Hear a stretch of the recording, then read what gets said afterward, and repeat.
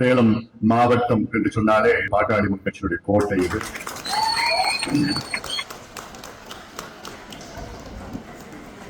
ஒரு 20-25 ஆண்டு காலத்திற்கு முன்பு இதே மண்ணில தனியாக 2 தொகுதிகளை வெற்றி பெற்றிருக்கின்ற இந்த மண், இந்த மாவட்டம் இன்னைக்கும் கூட்டணியில 2 தொகுதி தான் ஜெயிச்சிருக்கிறோம். அப்ப எனக்கு ஒரு சந்தேகம், இது வளர்ச்சியா? நம்ம வளர்ந்திருக்கிறோமா? உண்மையான வளர்ச்சியா? இவ்வளவு ஆண்டு காலத்துக்கு பிறகு இன்னைக்கு 2 எம்எல்ஏ, அன்னைக்கு தனியா 2 எம்எல்ஏ. அப்போ நமக்கு பலம் இருக்கு, எல்லாம் நம்மிடம் இருக்கு, சக்தி இருக்கு, இளைஞர் சக்தி எல்லாமே இருக்கு, வழிகாட்டுறதுக்கு ஐயா இருக்கிறார், கொள்கை இருக்குது, செயல்பட்டு இருக்கு, தொலைநோக்கு பார்வை இருக்குது, எல்லாம் இருக்கு. ஆனால் அன்றைய காலத்தில் இருந்த உழைப்பு, இன்னைக்கு இருக்கிற உழைப்பு, அது நம்ம ஏத்துக்கணும். குறைச்சுதான். ஏத்துக்கிறீங்களா? ஏத்துக்க மாட்டீங்களா?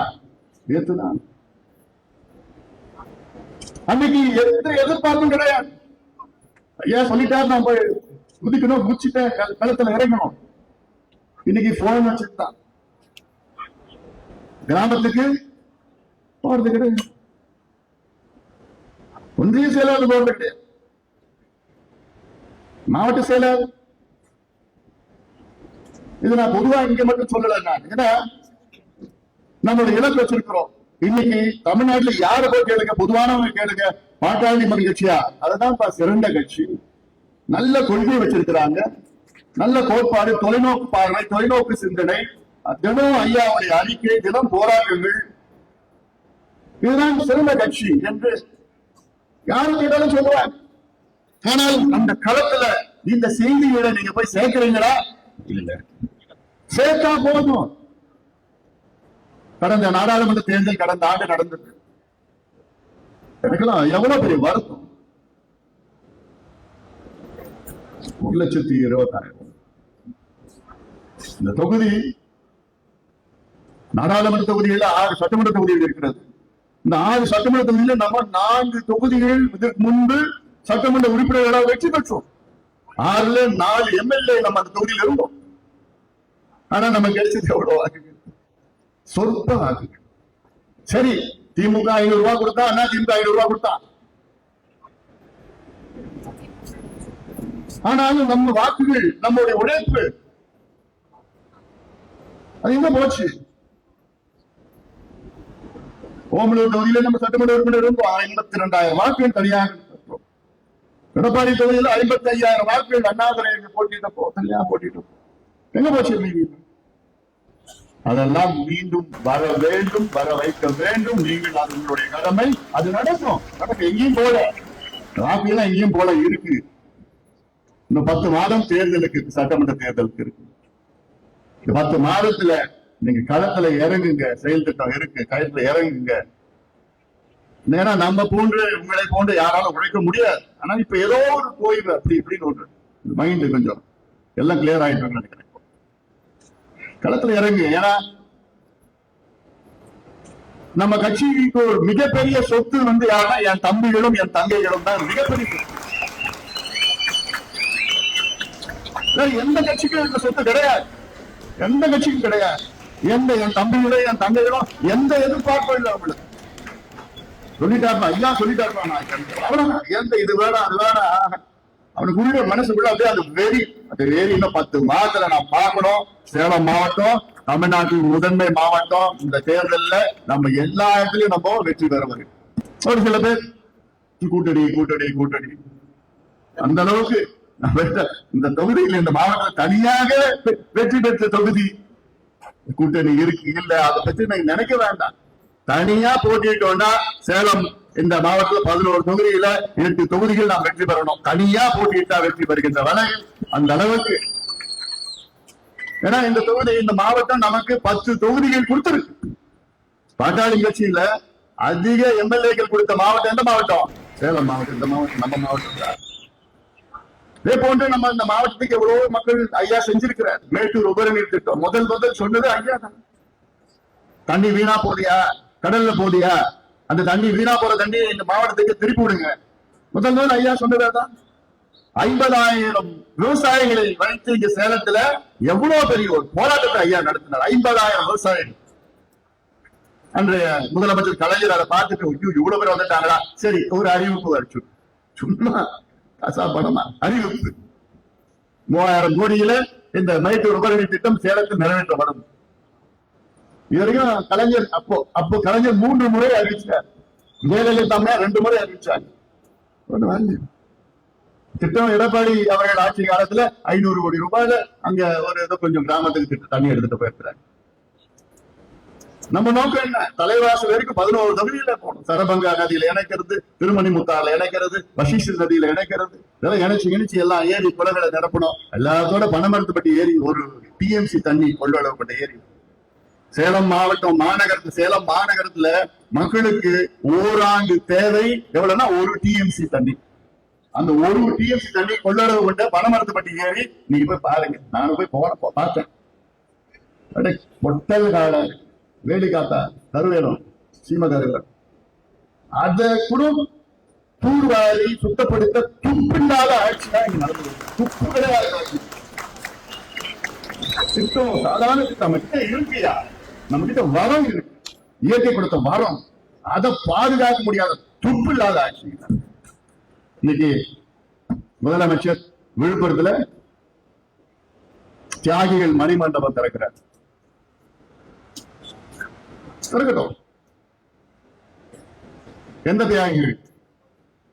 ஐயா ஒரு வாரம் சாலை மறியல் அறிவிச்சார். இவங்க கிட்ட கேட்டு பார்த்தாரு, கொடுக்கல, இடஒதுக்கீடு கொடுக்கல, தனியா கொடுக்கல. பிறகு ஐயா அவர்கள் ஒரு வாரம் சாலை மறியல் 1987 செப்டம்பர் 17 23 வரை. அதுல முதல் நாள் 21 பேர் அவங்களுடைய உயிரிலை தியாகம் செய்தார். முதல் நாள் காவல்துறையில அது சுட்டாங்க, நேரம் மாறல பார்த்து சுட்டாங்க.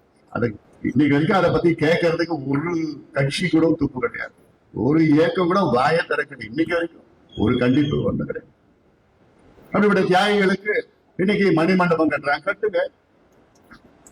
ஆனா அந்த தியாகிகள் குடும்பம் என்ன சொல்றாங்க, பேரங்கிட்ட இப்ப கேட்டா என் தாத்தா எதுக்கு உயிரை கொடுத்தாருன்னா, தமிழ்நாட்டில் இருக்கிற பிற்படுத்தப்பட்ட வன்னியர் மக்கள்லாம் படிக்கணும், வேலைக்கு போகணும், அந்த நோக்கம் தான் ஐயா. ஆனா அதெல்லாம் விட்டுட்டாரு முதலமைச்சர் அவர்கள். நான் மணிமண்டபம் கட்டுவேன், ஆனா வன்னியர்களுக்கு இடஒதுக்கீடு கொடுக்க மாட்டேன். இது ஒரு அடையாளம். மணிமண்டபம் கட்டுங்க, ஆனா அது போதாதுங்க, இடஒதுக்கீடு கொடுங்க.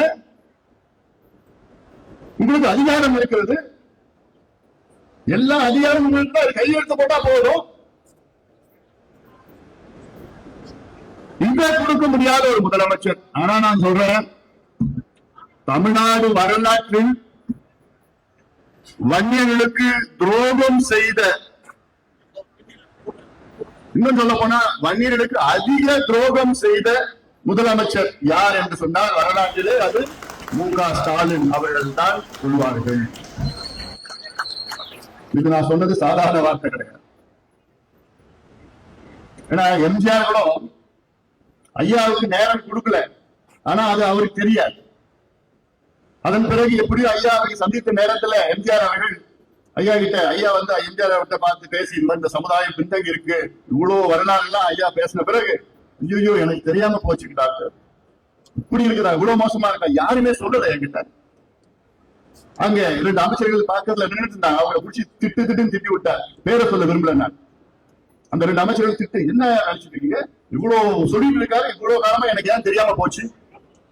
பிறகு ஐயா கிட்ட எம்ஜிஆர் சொன்னார், கடைசி காலத்துல சொன்னாரு, நிச்சயமா நான் செய்யறேன் அப்படி சொல்லிட்டு, அதன் பிறகு 15 விழுக்காடு இடஒதுக்கீட தயார் பண்ணி வச்சாங்க மசோதா. அதன் பிறகு பார்த்தா அடுத்த மாதம் எம்ஜிஆர் அமெரிக்காவுக்கு போனார், அவருக்கு உடம்பு சரியில்லை, அப்புறம் இறந்துட்டார். அதன் பிறகு கலைஞர் வந்தார், கலைஞர் கூட 20 விழுக்காடு எம்பிசியில் கொடுத்தார். அதுல எல்லாத்தையும் சேர்த்து கொடுத்துட்டார், அவர் சமுதாயம் உள்ள சேர்த்து கொடுத்துட்டார், 107 சமுதாயத்தை கொடுத்துட்டார். அவரு கூட ஏதோ பண்ணிருக்கிறார். ஜெயலலிதா அம்மையார் அதுக்கு பிறகு வந்தாங்க. அந்த அம்மையார் நல்லதும் செய்யல, கெட்டதும் செய்யல. அதன் பிறகு எடப்பாடி பழனிசாமி வந்தாரு. அதான் 10.5 விழுக்காடு சட்டத்தை கொண்டு வந்தார். சட்டத்தை ரத்து பண்ணிட்டாங்க ஸ்டாலின் அவர்கள் ஆட்சி காலத்துல. சரியான முறையில வாதம் நடக்கல, நீதிமன்றத்துல ஏதோ போட்டுக்கிட்டு பண்ணி பிறகு உச்ச நீதிமன்றம் ஒரு தீர்ப்பு வழங்குகிறது. என்னன்னா, தமிழ்நாட்டில் வன்னியர்களுக்கு உள்ஒதுக்கீடு கொடுக்க எந்த தடையும் கிடையாது, தாராளமா கொடுங்க, கொடுக்கலாம் என்று யார் சொன்ன? உச்ச நீதிமன்றம். அதுக்கு மேல எந்த அப்பீலும் கிடையாது.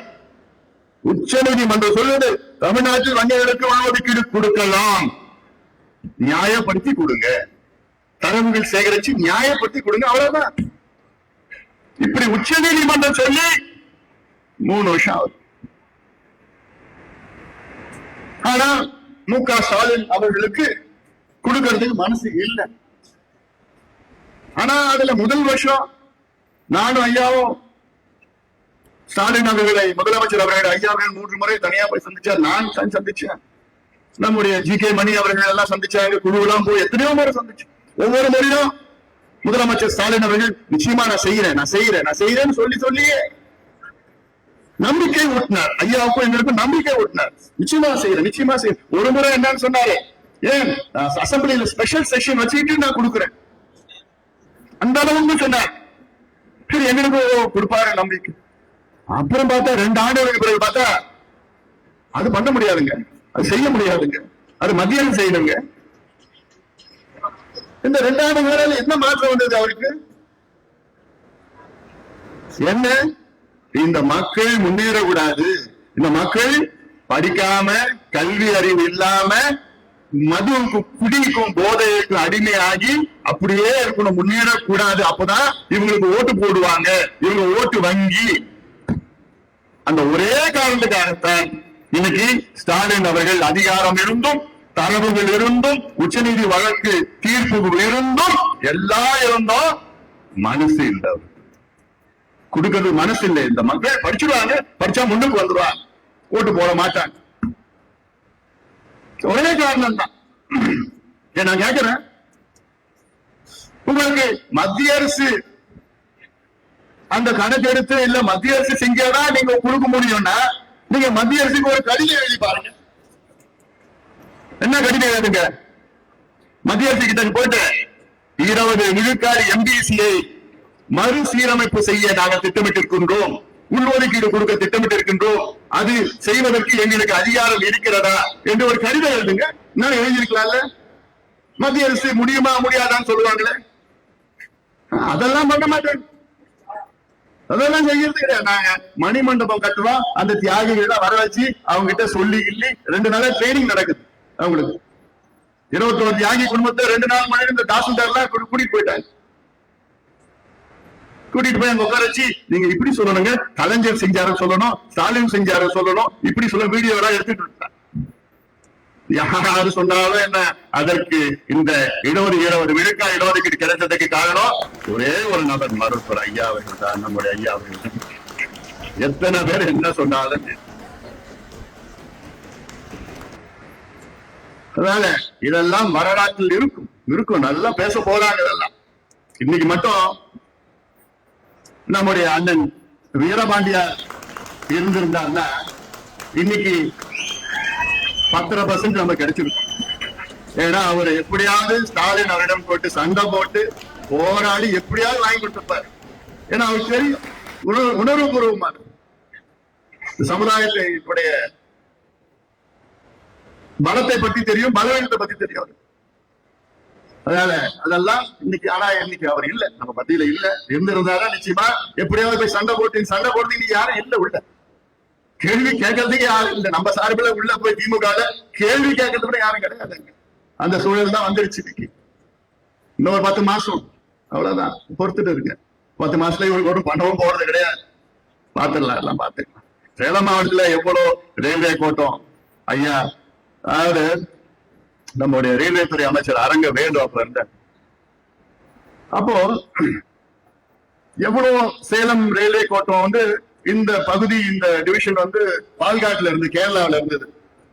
ஐயா சொல்லிட்டாரு, அரங்க வேலு கூப்பிட்டு வச்சு, நீ என்ன பண்றீங்களோ தெரியாது, சேலம் ரயில்வே கோட்டம் வரணும். ஏன்னா இந்த சேலம் ரயில்வே கோட்டம் காமராசர் காலத்துல இருந்து கோரிக்கை. காமராஜர் நினைச்சு பாருங்க, காமராஜர் காலத்துல யாரும் கொண்டு வர முடியல. அப்புறம் வேலு மினிஸ்டர் வேலு போய் பார்த்தாரு. கேரளா எம்பிங்க அவ்வளவு எதிர்ப்பு நாடாளுமன்றத்துல, முடியவே முடியாது, அது பிரிச்சு கொடுக்க மாட்டோம் அப்படி எவ்வளவு சத்தம், பிரச்சனை, ஏகப்பட்ட பிரச்சனை. பிறகு அரங்கவேலு ஐயா சொன்னார், ஐயா அது ஏதோ கொஞ்சம் பிரச்சனை இருக்குது ஐயா, அது கொஞ்சம் காம்ப்ளிகேட்டட் சொன்னார். ஐயா ஒரே வார்த்தை சொன்னார், வேலு உங்களால செய்ய முடியலன்னா நான் வேற அமைச்சரை விட்டு நான் செய்ய வைக்கிறேன். யாரு அப்படி சொல்லி விட்டாரு. வேற அமைச்சர் வச்சு நான் செஞ்சிடறேன். உடனே வேலு போனாரு, அங்க போய் பார்த்தா பேசி என்னன்னாலும் பாத்துக்கலாம்னு ஒரு முடிவுல போய் அந்த தைரியம் கொடுத்துட்டாங்க. நேரா போனாரு, என்னன்னாலும் பாத்துக்கலாம், அங்க பேசி ஈசி போட்ட சேலம் ரயில்வே கோட்டம் அறிவிச்சிட்டாங்க. ஐயா என்ன வந்திருக்க போன நேரத்து கூட பேசி இருந்தேன். இன்னைக்கு 27 விழுக்காடு ஓபிசி என்று இந்தியாவிலே இன்னைக்கு இடஒதுக்கீடை கொண்டு வந்தவர் யாருன்னா மருத்துவர் ஐயா அவர்கள் தான். ஏன்னா இது மீடியால வராது, தெரியாது, நிறைய பேருக்கு தெரியாது. 2006 ஒரு யூபிஏ மீட்டிங், அப்பெல்லாம் ஐக்கிய முற்போக்கு கூட்டணியில நம்ம அங்கமா இருந்தோம். அது ஆண்டுதோறும் ஒரு கூட்டம் நடக்கும். அந்த கூட்டத்துல என்னென்ன பிரச்சனைகள் எல்லாம் சோனியா காந்தி அம்மையார் தலைமையில அந்த கூட்டம் நடக்கும். பிரதமர்ல இருந்து எல்லா கட்சி உடைய தலைவர்கள் அந்த கூட்டத்தில் கலந்துப்பாங்க, கூட்டணி கட்சி தலைவர்கள் கலந்துப்பாங்க. அப்போ அந்த கூட்டத்தில் ஐயா கலந்துகிட்டு அதுல இந்திய அளவில் ஓபிசி கல்வி நிலையத்துல 27% இடஒதுக்கீடு வேணும்னு கேட்டிருந்தாங்க. அதாவது நம்ம பாட்டாளி கட்சி கோரிக்கையே ஒண்ணுதான், காமன் மினிமம் ப்ரோக்ராம் குறைந்த செயல் திட்டம், குறைஞ்சபட்ச அந்த காமன் மினிமம் ப்ரோக்ராம் நம்மளோட கோரிக்கை 27% ஓபிசிக்கு இடஒதுக்கீடு கொடுக்கணும்னு 2004 நம்ம கொண்டு வந்தோம். அதுல ஒண்ணுதான் நம்ம கோரிக்கை. 2 ஆண்டு காலம் கோரிக்கை நிறைவேற்றல. மாறாக அன்று பிரணாப் முகர்ஜி அவர்கள் அது முடியாதுன்னு வெளியில அறிவிச்சிட்டார். பிறகு ஐயா அந்த கூட்டம் நடக்குது. கூட்டத்துல ஐயா மூஞ்சுலாம் செவந்து போச்சு, கோவம் வந்துடுச்சு. எழுந்து நின்று, மேடம் இந்தியாவில ஓபிசிக்கு 27% நீங்க இடஒதுக்கீடு கொண்டு வரலன்னா we don't want to be in the alliance, இந்த கூட்டணியில நாங்க தொடர விரும்பல மேடம் அப்படின்னு எழுந்து நின்று சொன்னார். அந்த அம்மாவுக்கு என்ன திடீர்னு ஒருத்தர் எழுந்து நின்று இப்படி சொல்றாரு, ஐயோ உட்காருங்க ப்ளீஸ் சொல்லுவோம் டாக்டர், உட்காருங்க உட்காருங்க, கோபப்படாதீங்க, உட்காருங்க உட்காருங்க. லாலு அவங்க எதிர்க்க உட்காருங்க, லாலு ஏன் அமைதியா இருக்கீங்க, பேசுங்க. யாரு இப்ப லாலு பிரசாத் யாரு? உடனே அப்புறம் அந்த அம்மா என்ன பண்ணாங்க, இல்ல மறுபடியும் நாங்க மாலையில சந்திக்கிறோம், சாயங்காலம் மறுபடியும் 2வது மாதம் சந்திக்கிறோம். இது வரைக்கும் நடந்ததே கிடையாது. ஒரு வருஷத்துக்கு ஒரு கூட்டம் அவ்வளவுதான், அதுல மறுபடியும் மாலையில சந்திக்கிறோம் சொன்னாங்க. எல்லாம் போய் அப்புறம் ஐயா கலைஞருக்கு போன் பண்ணாரு, எல்லாத்துக்கும் போன் பண்ணி பேசி கம்யூனிஸ்ட்ல இருந்து அந்த கட்சி இந்த கட்சி எல்லாம் சரத் எல்லாம் பஸ் வாங்கலாம், எப்படியாவது பண்ணணும். திமுக ஒரு துரும்பு கூட எடுத்து வைக்கலாம், பேசக்கூடாது ஆயத்தம். பிறகு அன்னைக்கு மாலையில பேசி லாபி பண்ணி கம்யூனிஸ்ட் எல்லாம் போட்டு பேசி அன்னைக்கு மாலையில சோனியா காந்தி அம்மா அறிவிக்கிறாங்க, என்னன்னு இந்தியாவில கல்வி நிலையங்களில் 27 விழுக்காடு இதர பிற்படுத்தப்பட்ட மக்களுக்கு இந்த ஆண்டில் இருந்து வழங்கப்படும்.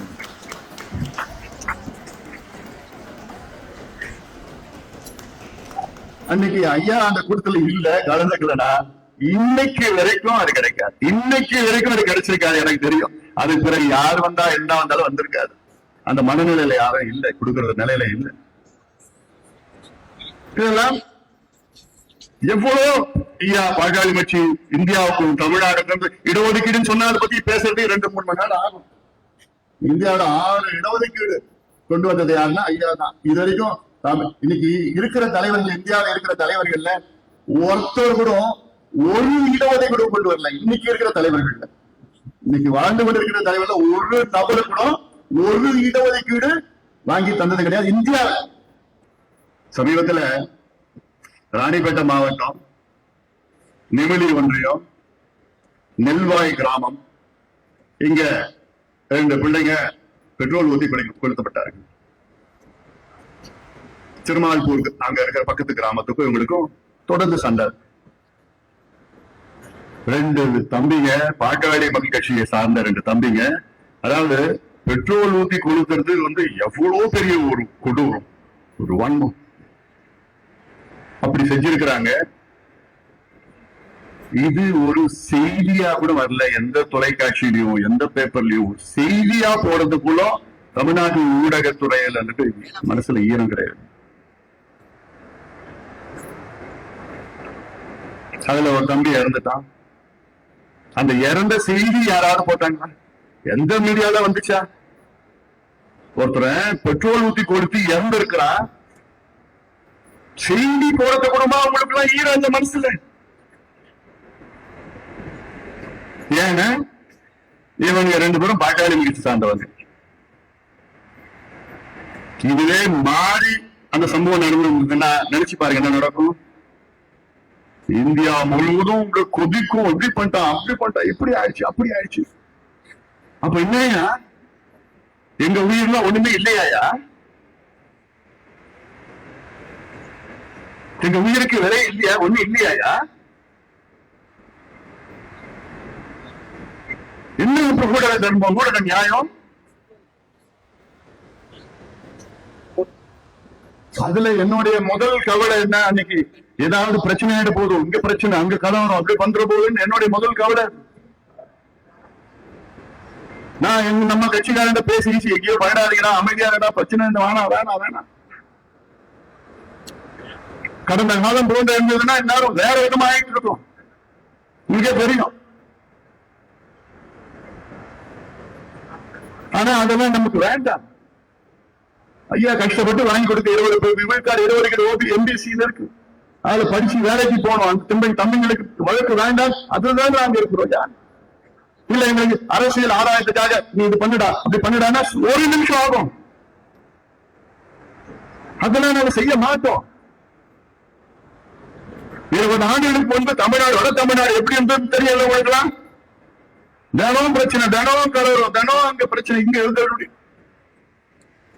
எனக்கு ஐயா நினைச்சு பார்த்தாரு, ஐயோ வேண்டாம் ஐயா, ஒரு நபரால இன்னைக்கு வட தமிழ்நாட்டுல 30 ஆண்டு காலம் அமைதி நிலவி கொண்டிருக்கிறது. ஒரே ஒரு நபர். வேற விதமா சேலம் மாவட்டம், அப்ப பாத்தீங்கன்னா சேலம், நாமக்கல், தருமபுரி, கிருஷ்ணகிரி 4 மாவட்டமும் சேர்ந்ததுதான் சேலம் மாவட்டம். இப்ப 4 பிரிச்சுட்டாங்க. இந்த சேலம் மாவட்டத்தில் பாத்தீங்கன்னா அப்பதான் அவ்வளவு நக்சலைட்ஸ், மாவோயிஸ்ட், நக்சலைட்ஸ். யாரு? நம்ம பிள்ளைங்க தான். ஏன்? படிப்பு இல்ல, வேலை இல்ல, அவ்வளவு இருந்தா. ஐயான்னு என்னைக்கு வந்தாரோ அவங்க அத்தனை பேரும் வந்து சரண்டர் ஆகி ஐயா கிட்ட நாங்க வர ஐயா, நீங்க எங்களை படிக்க வைங்க, எங்களுக்கு வேலையை வாங்கி கொடுங்க. அந்த நம்பிக்கை ஐயா மேல் வைத்துதான் இன்னைக்கு நக்சலிசம் ஒண்ணு தமிழ்நாட்டில் இல்லாம போறதுக்கு காரணம் யாரு? மருத்துவர் ஐயா. இதெல்லாம் எவ்வளவு இருக்கு, எவ்வளவு பேசிட்டு போலாம், எவ்வளவு இருக்கு, எவ்வளவு செய்தியை மக்கள் கிட்ட நீங்க சொல்லலாம். என்ன நான் விழாவே பாக்குறேன், அவரு பாத்துக்கிறேன். ஒண்ணுதான் சேர்த்து சொல்றேன், உன் தொகுதியில வாங்கினீங்க ஓட்டு 52,000 ஓட்டு வாங்கின தொகுதி. அதெல்லாம் எல்லாத்தையும் தான் சொல்றேன். 10 மாசம் தான் இருக்கு. 10 மாதத்துல களத்துல இறங்குங்க. அந்த வெறி வரணும், கோவம் வரணும். உள்ள கட்சி இறங்கு வருமா? என்ன மூணு பார்த்தா வரமா தெரியல எனக்கு. இறங்குங்க, போங்க, பாத்துக்கலாம். 2ல 1 பாத்துக்கலாம். வந்துச்சா? வந்துச்சா? வந்துச்சா? அதனால இது ஒவ்வொரு தங்கைகளுக்கும் இது வரணும். களத்துல போய் இறங்கி பார்த்து உறுதியா நாம் வெற்றி பெறுகின்றோம், உறுதியா வெற்றி பெறுகின்றோம். ஏன்னா தமிழ்நாட்டுல இனி வரும் காலத்துல எல்லா ஆட்சிகளும் கூட்டணி ஆட்சி தான். அதுல மாறுகிறது கிடையாது. தமிழ்நாட்டுல இனி வரும் காலத்துல எல்லா ஆட்சியும் என்ன? கூட்டணி ஆட்சி தான். எந்த ஒரு கட்சியும் தனியா ஆட்சிக்கு வர முடியாது, வெற்றி பெற முடியாது. அது ஒரு சூழல் வந்துருச்சு. அப்படிப்பட்ட கூட்டணி ஆட்சி வருகின்ற சட்டமன்ற தேர்தலில் அதில் பாட்டாளி கட்சி நீங்க எவ்வளவு வேகமா வேலை செய்றீங்களோ, எவ்வளவு அர்ப்பணிப்போடு களத்துல நீங்க இறங்குறீங்களோ, அதே போன்று அந்த அளவுக்கு நமக்கு வெற்றி கொடுக்கும். நம் வெற்றி கொடுக்கும். அந்த வெற்றியை நாம் பெறுவோம். ஏன்னா இதுல வேற என்ன, இதுல 10 மாவட்டத்துல பேசுற பேச்சு வேற, சேலம் மாவட்டத்துல பேசுற பேச்சு வேற. ஏன்னா நீங்க மற்ற மாவட்டத்தில் எடுத்துக்காட்டு ஒரு எக்ஸாம்பிள். அந்த எடுத்துக்காட்டு அந்த பழைய நிலையை நீங்கள் கொண்டு வாருங்கள் என்று உங்களை மீண்டும் மீண்டும் அன்போடு, பாசத்தோடு, உரிமையோடு கேட்டுக்கொண்டு நன்றியோடு அமர்கின்றேன்.